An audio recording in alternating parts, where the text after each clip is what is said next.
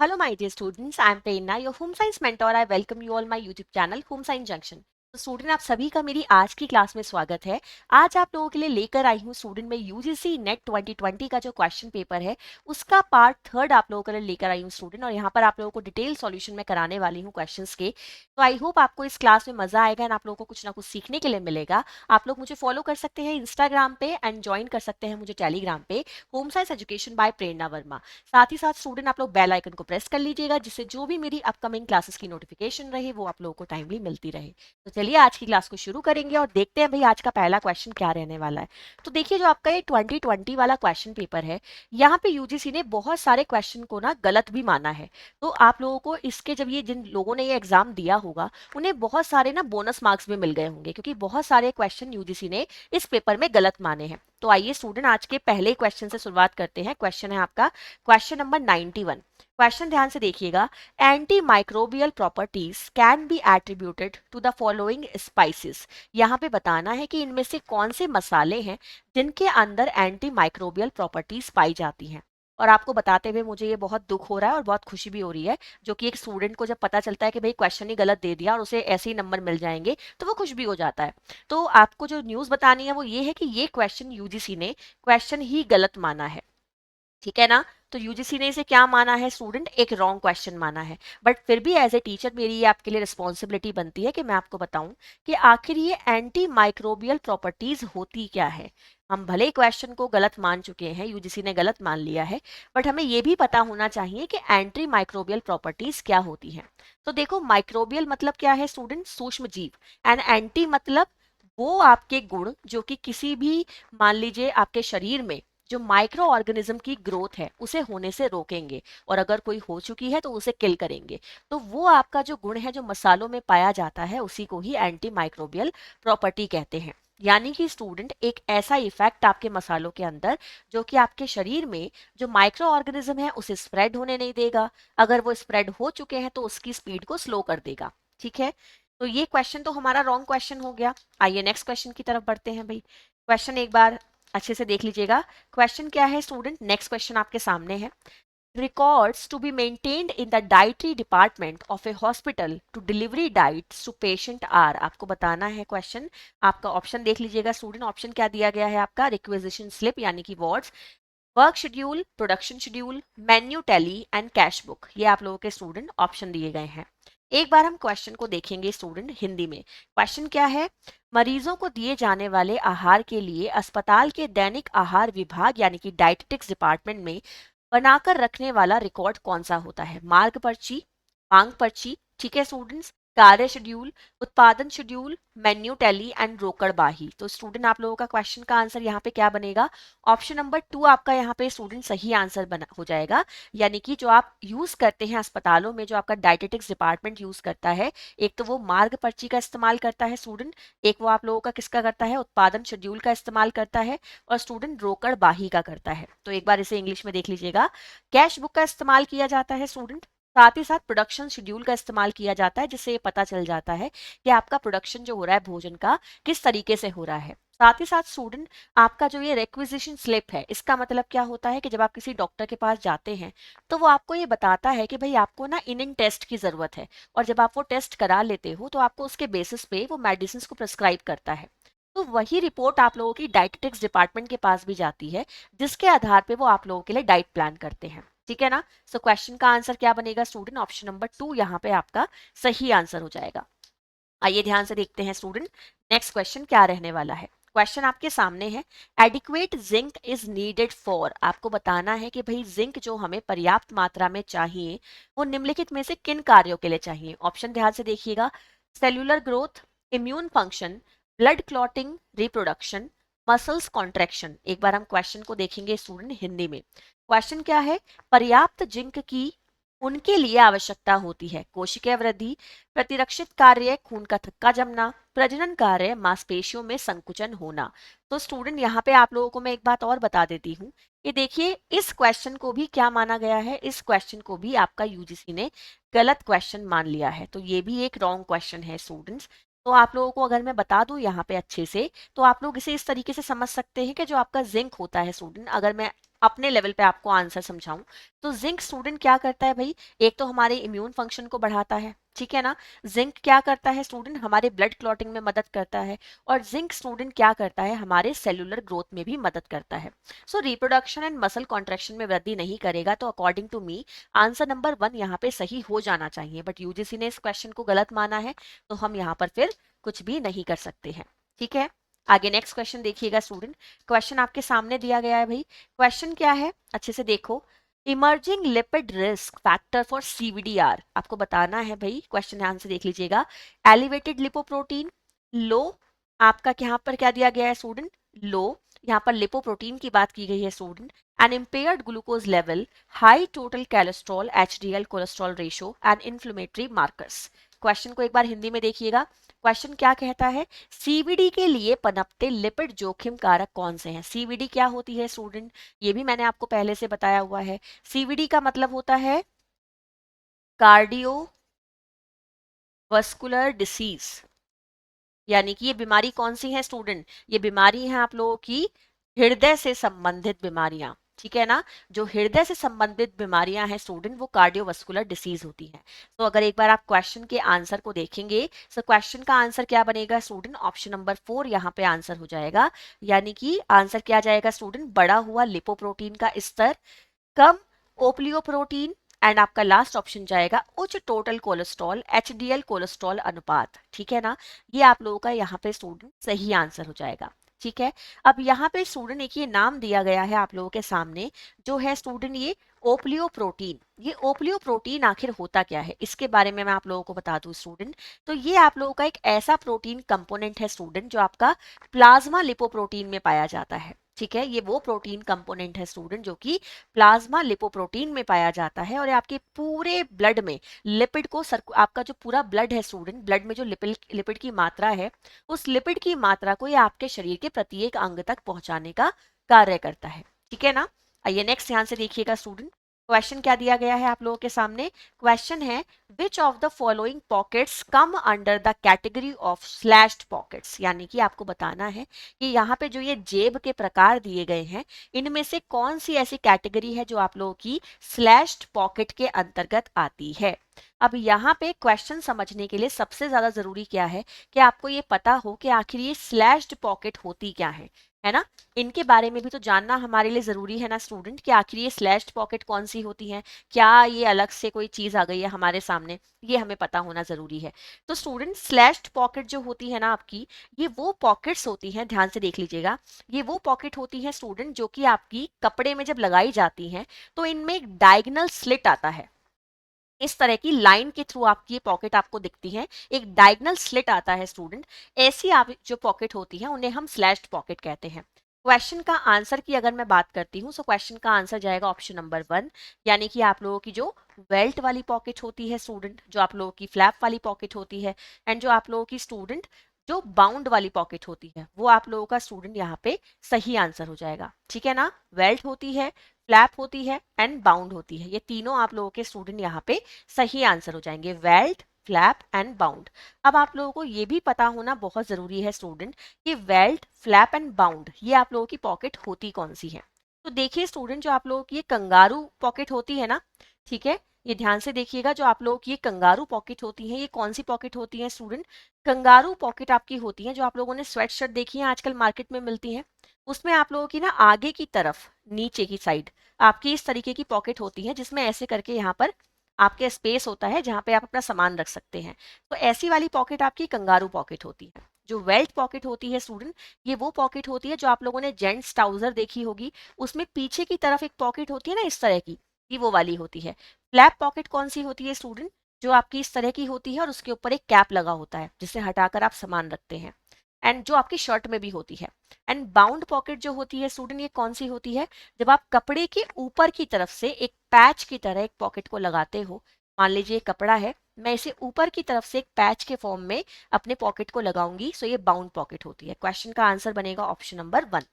आइए next question देखते हैं स्टूडेंट, क्वेश्चन आपके सामने है, which of the followings are distinct style in Kathiawadi embroidery. आपको बताना है स्टूडेंट, क्वेश्चन ध्यान से देख लो, मोती भारत, सिंधी तारोपा, अबला भारत, चालक टिक्की। एक बार आंसर देख लीजिएगा।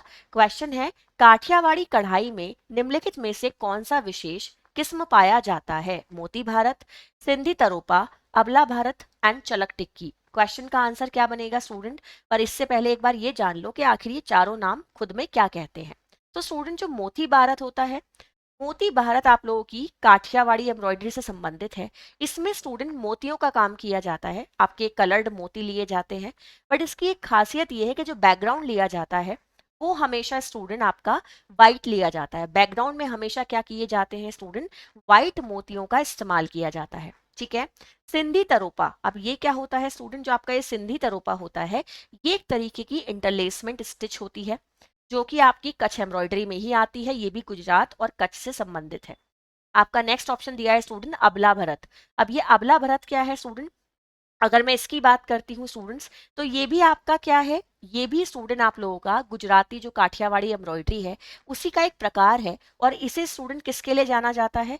इसे हम इसके मिरर वर्क के लिए जानते हैं, यानी कि ये शीशों के काम के लिए जाना जाता है। तो अगर इस क्वेश्चन के आंसर को आप देखोगे, आंसर क्या बनेगा स्टूडेंट आप लोगों का? आंसर यहाँ हो जाएगा ऑप्शन नंबर 2, यानी कि ए, बी और सी, ये तीनों आंसर आप लोगों के यहाँ पे स्टूडेंट सही हो जाएंगे। आइए नेक्स्ट क्वेश्चन देखते हैं। क्वेश्चन आपके सामने है, which of the following parts of machine needle fit into the needle bar? Question ध्यान से देख लो। शांक, आप लोगों का blade, but and scarf. Question क्या दिया गया है स्टूडेंट कि निडल बार में मशीन सुई फिट करते समय निम्नलिखित में से सुई के कौन कौन से भाग आते हैं? Shank, blade, but and scarf. तो स्टूडेंट यहाँ पे क्वेश्चन का आंसर क्या बनेगा?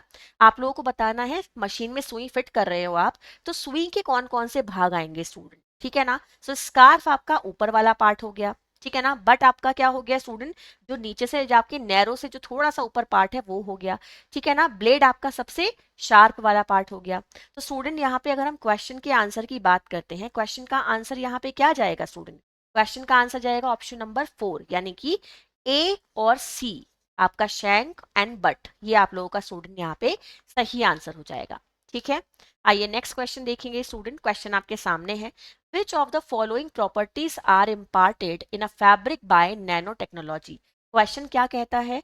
which of the following properties are imparted in a fabric by nanotechnology? सो आप लोगों को क्वेश्चन का स्टूडेंट क्या करना है भाई?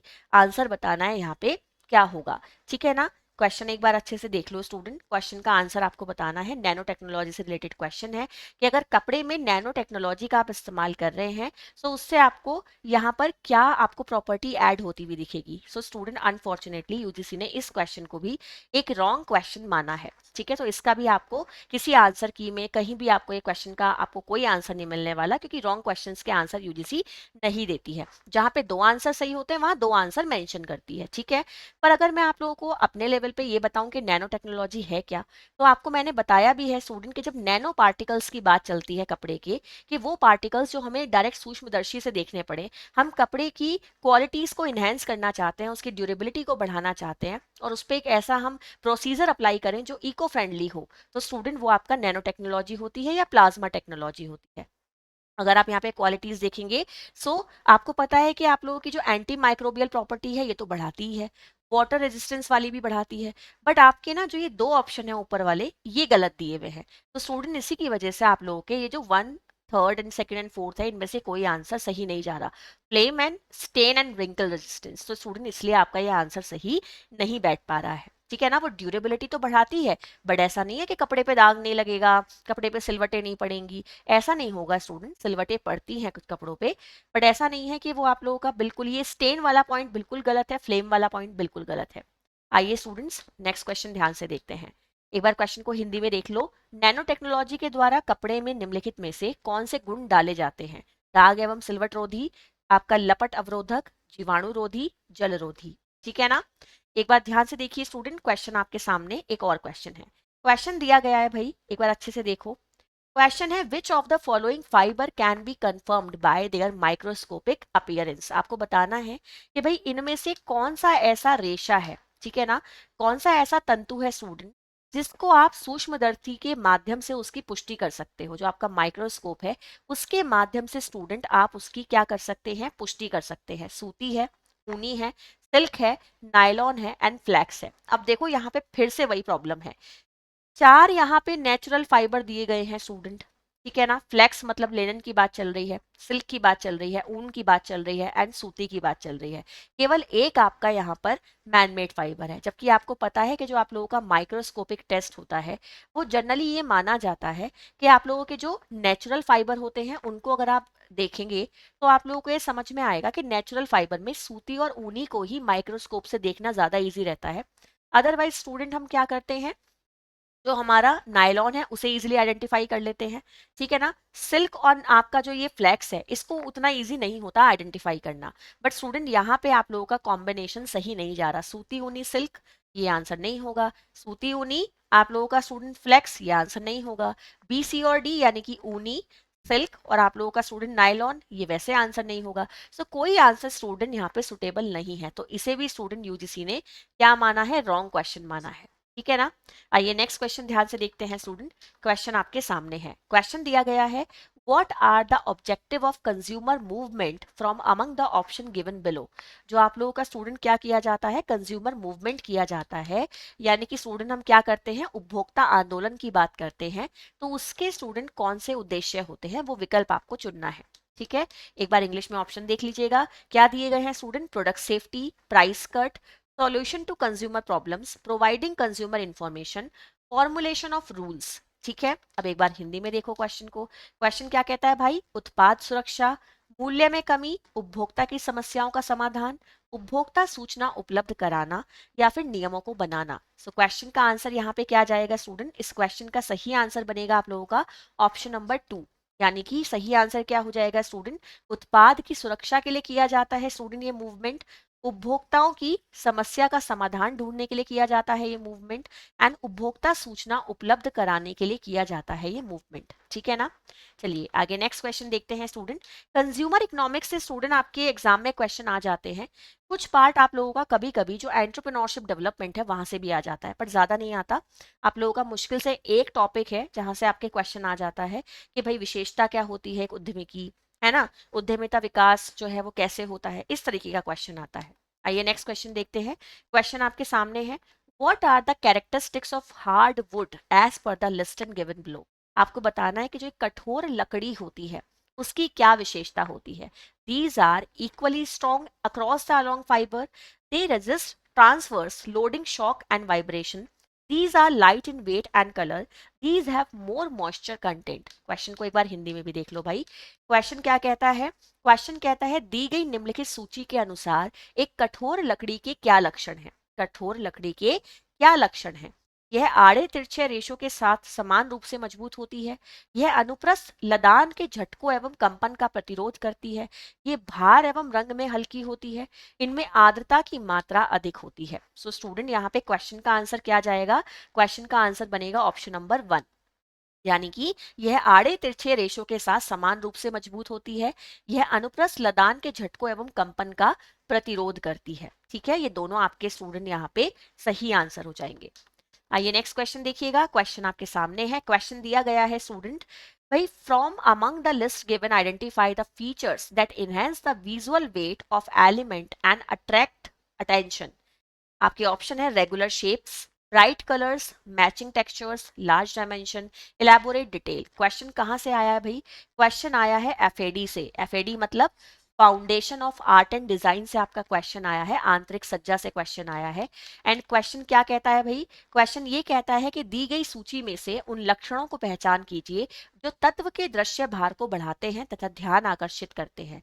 आपके तत्व के दृश्य भार एलिमेंट के विजुअल इंपैक्ट को बढ़ाएंगे स्टूडेंट, विजुअल वेट को बढ़ाएंगे और आपके क्या करेंगे, अटेंशन को गेन करेंगे। ऑप्शन है नियमित आकार, चमकीले रंग, मेल खाती मैचिंग बनावट, बड़ा परिमाप और विस्तृत विवरण। सो स्टूडेंट यहाँ पे अगर आप क्वेश्चन को देखोगे तो क्वेश्चन का सही आंसर क्या बनेगा, ऑप्शन नंबर 4 आपका आंसर हो जाएगा, यानी कि स्टूडेंट चमकीले रंग, ठीक है, बड़ा परिमाप एंड विस्तृत विवरण, ये स्टूडेंट आप लोगों का यहाँ पर सही आंसर हो जाएगा, ठीक है। सो आंसर क्या आ जाएगा स्टूडेंट, ब्राइट कलर्स, ठीक है, large dimension and elaborated details. ये आप लोगों की वो चीजें हैं जो कि क्या करेंगी, ध्यान को आकर्षित करेंगी, ठीक है। मैचिंग टेक्सचर होते हैं ना तो कभी ध्यान आकर्षित नहीं होता क्योंकि सिमिलैरिटी हो जाएगी, अगर कुछ ना कुछ कंट्रास्ट में है तो आप इजिली डिफरेंस को आइडेंटिफाई करोगे एंड आपका ध्यान वहां जाएगा। रेगुलर शेप्स में स्टूडेंट किसका ध्यान आकर्षित होता है भाई? अगर मैं एक पूरे कमरे में सिर्फ गोले गोले गोले गोले बना दूं, मैं सिर्फ सर्कल बना दूं, तो आपका क्या ध्यान आकर्षित होगा? बिल्कुल नहीं होगा। बट अगर मैं उसी कमरे में 10 सर्कल बनाऊं पर बीच में एक ट्राइंगल बना दूं, तो आपका जो आंखें हैं वो उस ट्राइंगल को सबसे पहले देखेंगी, क्योंकि आइस को क्या चाहिए होती है? रिदम, मूवमेंट चाहिए होता है, लय चाहिए होती है, जो कि आपकी आंख को एक गति दे सके। तो आपकी सिमिलैरिटी अगर आपको कहीं देखने के लिए मिलेगी ना, आप एक कमरे में 10 पेंटिंग एक ही लाइन में लगा दीजिएगा, वो एक ब्यूटिफिकेशन वाला इफेक्ट नहीं देगा। क्यों? क्योंकि वो सब एक लाइन में है। आपकी आंखों को सिर्फ क्या मिल रहा है? एक मार्ग मिल रहा है, बट कोई ठहराव नहीं मिल रहा। ठहराव के लिए क्या चाहिए? गति चाहिए। गति कैसे मिलेगी? कि आप उसे ऑल्टरेशन में लगा लो, एक पेंटिंग ऊपर एक पेंटिंग नीचे, तो आपको लगेगा अब मैं आगे बढ़ा फिर मैं नीचे झुका, फिर आगे बढ़ा फिर नीचे झुका, तो एक जैसा नहीं होना चाहिए। ठीक है। From the list given below, indicate the features of traditional standards. आपको बताना है कि इनमें से ट्रेडिशनल स्टैंडर्ड के कौन से गुण हैं? Rigid, stable, flexible, socially acceptable and modern. अब देखो यहाँ पे मैं आप लोगों को बता दूं ये क्वेश्चन कहाँ से आया है स्टूडेंट। ये क्वेश्चन आया है आप लोगों का वैल्यू स्टैंडर्ड एंड गोल से, जो कि आपके क्या होते हैं? लक्ष्य मूल्य स्तर होते हैं, आपके प्रबंध के उत्प्रेरक तत्व जिन्हें माना जाता है, मोटिवेटिंग फैक्टर ऑफ मैनेजमेंट हम जिसे मानते हैं स्टूडेंट्स, वहां से ये क्वेश्चन आया है। क्वेश्चन में आपको बता दूं कि दो तरीके के आपके स्टैंडर्ड होते हैं। एक होते हैं परंपरागत, जिन्हें हम ट्रेडिशनल स्टैंडर्ड कहते हैं।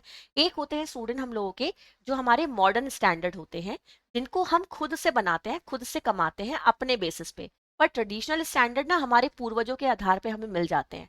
ठीक है, जैसे मान लीजिए किसी के फैमिली में कोई आईएएस है, तो उसके परिवार को जो एक अलग रेपुटेशन मिलेगी ना समाज में कि भाई इनके पापा तो आईएएस थे, तो वो वाला ना क्या होगा? ट्रेडिशनल स्टैंडर्ड है, क्योंकि वो आपने नहीं कमाया, वो आपको मिला है विरासत में। एंड जो आप कमा रहे हो वो आप लोगों की क्या है? मॉडर्न है। वो फ्लेक्सिबल होते हैं, ट्रेडिशनल वाले रिजिड होते हैं। ठीक है। सो अब आपको यहाँ पे क्या करना है? जो आपके पारंपरिक मानक हैं उनके लक्षणों को आपको यहाँ पे क्या करना है भाई? चुनना है। क्वेश्चन का आंसर क्या बनेगा? ऑप्शन नंबर थर्ड बनेगा। जो आपके पारंपरिक मानक होते हैं स्टूडेंट, एक तो वो कठोर होते हैं, मैंने बोला ना रिजिड होते हैं, फ्लेक्सिबल नहीं होते। ठीक है। दूसरी बात, वो स्थिर होते हैं, जैसे बन चुके हैं ना वो वैसे ही बने रहेंगे जब तक कि कोई उत्पाती बालक पैदा ना हो जाए परिवार में और वो सब अनर्थ ना मचा दे, तब तक वो स्थिर रहता है। कोशिश ये की जाती है कि जो फैमिली का एक ट्रेंड चला आ रहा है उसे मेंटेन रखा जाए। ठीक है। And the last one is सामाजिक रूप से स्वीकार्य होते हैं। भाई ऐसे स्टैंडर्ड को ना सोसाइटी में बड़ा एक्सेप्टेंस मिलता है। एक नाम चला आ रहा होता है, मान लीजिए किसी के फादर बड़े अच्छे डॉक्टर है, तो भाई बेटा चाहे कितना ही खराब डॉक्टर क्यों ना हो, पिताजी के प्रैक्टिस की वजह से बेटे को हमेशा एक अच्छी नजरों से देखा जाएगा जब तक वो कुछ बड़ा ब्लंडर ना कर दे। सो यहाँ पर क्या समझ में आता है कि ये सारे क्या है स्टूडेंट? आपके कौन से हैं? पारंपरिक मानक हैं। अब इसका जस्ट अपोजिट देख लो, दो ऑप्शन बच रहे हैं आप लोगों के पास, लोचशील यानी कि फ्लेक्सिबल एंड आधुनिक यानी कि मॉडर्न। तो ये आप लोगों का इसका जो जस्ट अपोजिट स्टैंडर्ड होता है, जिसे मैंने आपको बताया ना मॉडर्न स्टैंडर्ड, ये उसकी दो कैरेक्टरिस्टिक्स हैं। तो अगर इस क्वेश्चन का आंसर ना समझ में आए पर ये लोचशील और आधुनिक देख के कुछ कुछ समझ में आ जाए कि भाई पारंपरिक और आधुनिक तो जस्ट अपोजिट होंगे, तो एलिमिनेशन के साथ जाना और इन दोनों ऑप्शंस को एलिमिनेट कर देना, तो जो आंसर बचेगा वही आपका सही आंसर यहाँ पे हो जाएगा। चलिए आगे बढ़ेंगे। नेक्स्ट क्वेश्चन देखेंगे स्टूडेंट। क्वेश्चन आपके सामने दिया गया है, from among the following item choose the objective of aesthetic planning. अब देखो, पहले इस क्वेश्चन को समझाने से पहले आप लोगों को मैं एक बात और बताऊंगी। पहले ऑप्शन देखिएगा, expressiveness, cost effectiveness, beauty, functionality and variety. ठीक है ना। हम एक बार क्वेश्चन को हिंदी में जरूर देखेंगे भाई। निम्नलिखित मदों से आपका सुरुचिपूर्ण योजना के उद्देश्यों का चयन कीजिए। सुरुचिपूर्ण, तो स्टूडेंट ये ना ये आपके अंदर है। रुचि, रुचि कहाँ है? इंटरेस्ट कहाँ है स्टूडेंट? इंटरेस्ट होता है अंदर। तो जब इंटरेस्ट हमारे अंदर होता है तो क्वेश्चन में आंसर भी क्या बनेगा? क्वेश्चन में आंसर भी आप लोगों का वो बनेगा स्टूडेंट जो आपके इनर क्वालिटी से रिलेटेड है। ये मेरा एक तरीका था आपको इस क्वेश्चन को समझाने का। अगर आप इस क्वेश्चन के आंसर को देखेंगे तो क्वेश्चन का आंसर क्या बनेगा स्टूडेंट? ऑप्शन नंबर 4 आपका यहाँ पे क्या हो जाएगा? सही आंसर हो जाएगा। आंसर बनेगा स्टूडेंट आपका अभिव्यंजकता। ठीक है। दूसरा ऑप्शन बनेगा सुंदरता। तीसरा ऑप्शन बनेगा स्टूडेंट कार्यात्मकता। ये तीनों चीजें आपके अंदर है ना। लागत, कॉस्ट मतलब ही नहीं बनता आपके अंदर, थोड़ी ना है ये चीज। रुचि थोड़ी ना आपके अंदर, लागत की रुचि कहाँ से होगी? विविधता, वैरायटी। तो स्टूडेंट वैरायटी हमारे काम में होती है, हमारे अंदर वैरायटी नहीं होती, हम तो एक ही है ना। तो इंडिविजुअल डिफरेंसेस हो सकते हैं बट वेरिएशन नहीं होगा, ठीक है। सो यहाँ पे करेक्शन क्या होगा आप लोगों का, क्वेश्चन क्या बनेगा स्टूडेंट, कि आप लोगों का जो एक्सप्रेसिवनेस है, किस तरीके से आप अपनी चीजों को एक्सप्रेस कर पाते हो, अपनी बात को रख पाते हो, ब्यूटी यानी कि सुंदरता, फंक्शनैलिटी आपके काम करने का तरीका, ये चीजें आपके किस में आ जाएंगी, एस्थेटिक प्लानिंग में आ जाएंगी। क्वेश्चन का आंसर हो गया ऑप्शन नंबर 4। आइए नेक्स्ट क्वेश्चन देखेंगे, क्वेश्चन आपके सामने है। The most common psychological feature of the Alzheimer disease are, आपको बताना है स्टूडेंट जो एल्जाइमर डिसीज का साइकोलॉजिकल फीचर है वो कौन सा है, ठीक है ना। ऑप्शन देखिएगा, gradual loss of memory, bad temperament, difficulty in comprehension, difficulty with speech production, difficulty in walking. एक बार आंसर को देख लीजिएगा, आप हिंदी में क्वेश्चन को देखो, अल्जाइमर रोग का सबसे अधिक सामान्य मनोवैज्ञानिक विशेषता क्या है। तो स्टूडेंट यहाँ पे आप लोगों को एक बात और बता देती हूँ कि आपकी जो ये अल्जाइमर डिसीज होती है ना, ये एक तरीके की दिमागी बीमारी है। डिमनेशिया का नाम आप लोगों ने सुना होगा ना, आपका डिमनेशिया, डायरिया, डर्मेटाइटिस जो आप लोगों के पैलेग्रा के सिम्टम होते हैं, तो स्टूडेंट अल्जाइमर डिसीज भी आपका डिमनेशिया का ही एक प्रकार है, ठीक है ना। तो यहाँ पे आपको क्या बताना है स्टूडेंट, ये एक तरीके की कौन सी समस्या होती है, जो अल्जाइमर डिसीज है स्टूडेंट, ये एक तरीके का मेमोरी लॉस से रिलेटेड है, दिमागी समस्या है। तो क्वेश्चन का आंसर यहाँ पे क्या बनेगा, क्वेश्चन का आंसर स्टूडेंट अगर आप ध्यान से देखेंगे तो यहाँ पे जाएगा ऑप्शन नंबर 2, यानी कि धीरे धीरे स्मृति का क्षीण हो जाना, समझने में कठिनाई होना, और स्टूडेंट बोलने में कठिनाई होना, क्योंकि ये तीनों चीजें आपके किससे रिलेटेड हैं, आपके यहाँ पे दिमाग से रिलेटेड हैं। स्वभाव का खराब होना एंड चलने में कठिनाई होना, ये हमारे आंसर नहीं जाएंगे, ठीक है ना। आगे ध्यान से देखिएगा स्टूडेंट, क्वेश्चन आपके सामने दिया गया है, in case of children with disability dietary intervention is advisable because, अगर बच्चा स्टूडेंट किसी डिसेबिलिटी से पीड़ित है, ठीक है ना, उसके अंदर किसी तरीके की स्टूडेंट क्या है, डिसेबिलिटी है, तो डाइटरी इंटरवेंशन उसको एडवाइस किया जाता है कि भाई इस बच्चे को डाइटरी इंटरवेंशन दीजिएगा, उसके लिए कुछ आहार सर्वेक्षण की व्यवस्था कीजिएगा, आहार से लेकर आप उसके लिए कोई ऐसा कोई कैंपेन लॉन्च कीजिएगा, उसकी मदद कीजिएगा। ऐसा क्यों कहा जाता है, they need more nutrition than other children of their age, they tend to have poor appetite, they may not be able to chew regular food, they need to be reinforced with food to manage their behavior, nutritional aspect may be overlooked by parents। एक बार question को हिंदी में देखेंगे, question क्या कहता है भाई, आपका जो पिशक्त बच्चों की दशा में आहार संबंधी हस्तक्षेप की सलाह दी जाती है, क्यों दी जाती है, उन्हें उनके उम्र के अन्य बच्चों की तुलना में अधिक पोषाहार की आवश्यकता होती है, उनमें भूख कम लगने की प्रवृत्ति होती है, वे नियमित भोजन चबाने में सक्षम नहीं होते हैं, उनके व्यवहार व्यवस्थित करने के लिए उन्हें भोजन से मजबूत बनाए जाने की आवश्यकता होती है, माता पिता द्वारा पोषण संबंधी पहलुओं को नजरअंदाज किया जाता है। तो स्टूडेंट यहाँ पे क्वेश्चन का सही आंसर हमारा क्या बन जाएगा, सही आंसर होगा ऑप्शन नंबर 3, यानी कि आपका आंसर क्या जाएगा, उनमें भूख कम लगने की प्रवृत्ति होती है, ये आंसर सही जाएगा। वे नियमित भोजन को चबाने में सक्षम नहीं होते, ये आंसर सही हो जाएगा। माता पिता द्वारा पोषण संबंधी पहलुओं को नजरअंदाज किया जाता है, ये आंसर स्टूडेंट आप लोगों का यहाँ पे सही हो जाएगा। आइए नेक्स्ट क्वेश्चन देखते हैं, emotional competence include skills such as being able to mimic other emotions, being aware of one's emotional state, being sensitive to other emotions, using the vocabulary of emotion terms, not having any negative emotions। एक बार question को हिंदी में देखेंगे जरूर भाई, question क्या कहता है, भावनात्मक सक्षमता में ऐसे कौशल शामिल होते हैं, भावनात्मक सक्षमता में ऐसे कौशल शामिल होते हैं, अन्य की भावनाओं की नकल करने में समर्थ होना, किसी की भावनात्मक स्थिति के बारे में क्या होना स्टूडेंट, जागरूक होना, अन्य की भावनाओं के प्रति संवेदनशील होना, भावनाओं में संबंधित पदों की शब्दावली का प्रयोग करना, किसी प्रकार की नकारात्मक भावना का ना होना। तो क्वेश्चन का आंसर यहाँ पे क्या जाएगा स्टूडेंट, क्वेश्चन को एक बार अच्छे से देख लो, क्वेश्चन का आंसर क्या बनेगा, ऑप्शन नंबर 4 होगा स्टूडेंट, यानी कि बी, सी एंड डी, ये तीनों आंसर आपके सही हो जाएंगे। किसी की भावनात्मक स्थिति के बारे में जागरूक होना, अन्य की भावनाओं के प्रति संवेदनशील होना, भावनाओं से संबंधित पदों की शब्दावली का उपयोग करना, क्योंकि ये तीनों ऑप्शन स्टूडेंट पॉजिटिव है, ये दोनों स्टूडेंट आप लोगों के ऑप्शन नेगेटिव है। यहाँ पे क्या लिखा है स्टूडेंट, नकल करने में समर्थ होना, नकल आपको पता है नेगेटिव है, एंड ना होना, तो ये दोनों नेगेटिव हैं। सो आपके तीनों पॉजिटिव ऑप्शंस यहाँ पे सही हो जाएंगे, क्योंकि सक्षमता की बात चल रही थी, ठीक है ना। नेक्स्ट क्वेश्चन देखिएगा, क्वेश्चन है, the formation of the self from childhood to adolescence involve process such as self concept, personality development, selfishness, self esteem and self awareness. एक बार क्वेश्चन को देखिए स्टूडेंट हिंदी में। क्वेश्चन क्या कहता है भाई, बाल्यावस्था से लेकर किशोरावस्था तक स्वयं के निर्माण की प्रक्रिया में क्या क्या चीजें शामिल हैं। आपकी बाल्यावस्था से किशोर अवस्था तक जब आप स्वयं के निर्माण की बात करते हो तो क्या क्या चीजें शामिल होती हैं। स्वयं संकल्पना, व्यक्तित्व विकास, स्वार्थीपन, आत्मसम्मान, आत्म जागरूकता। सो क्वेश्चन का आंसर क्या बन जाएगा यहाँ पे student, option number third answer हो जाएगा। स्वयं संकल्पना आप लोगों का आंसर होगा स्टूडेंट, आप लोगों का आंसर होगा आत्मसम्मान, आप लोगों का आंसर होगा आत्म जागरूकता। तो स्वार्थीपन स्टूडेंट ये आपका आंसर यहाँ पे नहीं जाएगा। एंड व्यक्तित्व विकास भी आपका आंसर यहाँ पे स्टूडेंट नहीं जाएगा। व्यक्तित्व विकास की बात चल रही है तो एडोलसेंस के बाद का खेल है स्टूडेंट, ये ध्यान रखिएगा। जो व्यक्तित्व का विकास करना है ये एडोलसेंस से पहले नहीं है, एडोलसेंस के बाद जाएगा, है ना। तो यहाँ पे इस ऑप्शन को आपको पहले ही एक्सक्लूड कर देना है। एंड स्वार्थीपन स्टूडेंट एक पॉजिटिव चीज नहीं है, तो ये तो हमारे आंसर में होने का मतलब ही नहीं बनता। ठीक है, नेक्स्ट क्वेश्चन देखिए। Which of the following are the components of ICDS, integrated child development service. आप लोग इसके बारे में जानते भी हैं। जो आपका इंटीग्रेटेड चाइल्ड डेवलपमेंट सर्विस है जिसे आईसीडीएस भी कहते हैं, आपका समेकित बाल विकास योजना जो है स्टूडेंट आप लोगों की, जो कि आपकी शुरू कब की गई थी, 2 अक्टूबर 1975 में शुरू की गई थी स्टूडेंट। आपको बताना है कि इसके कंपोनेंट कौन से हैं। Formal education, antenatal service, referral service, supplementary nutrition and immunisation. ठीक है, सो यहाँ पे स्टूडेंट आप लोगों को बता दूं कि ये जो एंटीनेटल सर्विसेज होती हैं, जो ड्यूरिंग प्रेगनेंसी एक गर्भवती महिला को गर्भावस्था के दौरान जितने भी देख रेख दी जाती है, जो एक केंद्र होता है जहां जाके वो अपना इलाज करा सकती है, चेकअप करा सकती है, वो सारे एंटीनेटल सर्विसेज होती हैं।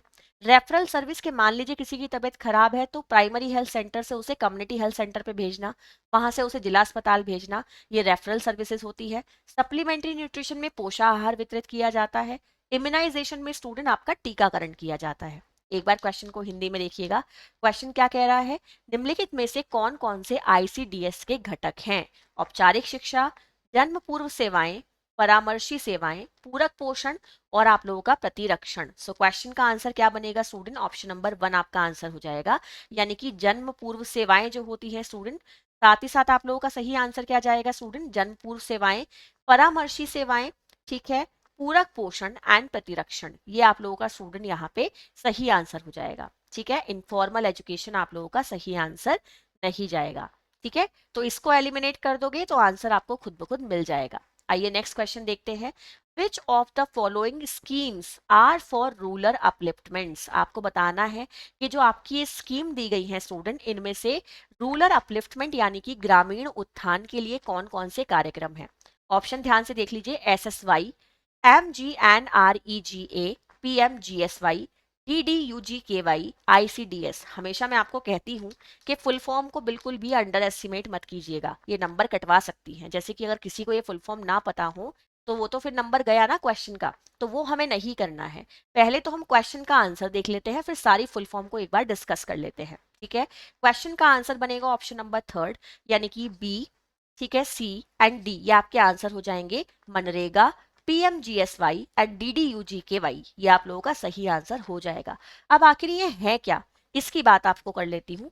तो स्टूडेंट जो ये आपका SSY दिया गया है, आपको पता है ये क्या चीज है, सुकन्या समृद्धि योजना। आप लोगों ने नाम सुना होगा ना, जो एक गर्ल चाइल्ड से रिलेटेड आपकी पॉलिसी है जिसका नाम है सुकन्या समृद्धि योजना। ठीक है ना, तो आप लोगों का स्टूडेंट ये जो SSY है ना, ये सुकन्या समृद्धि योजना ही है। और ये योजना स्टूडेंट आपकी कब शुरू की गई थी, 22 जनवरी को शुरू की गई थी स्टूडेंट आप लोगों की 2015 में। ठीक है ना, ये याद रखिएगा। सो सुकन्या समृद्धि योजना आपका पहला वाला नेम हो गया।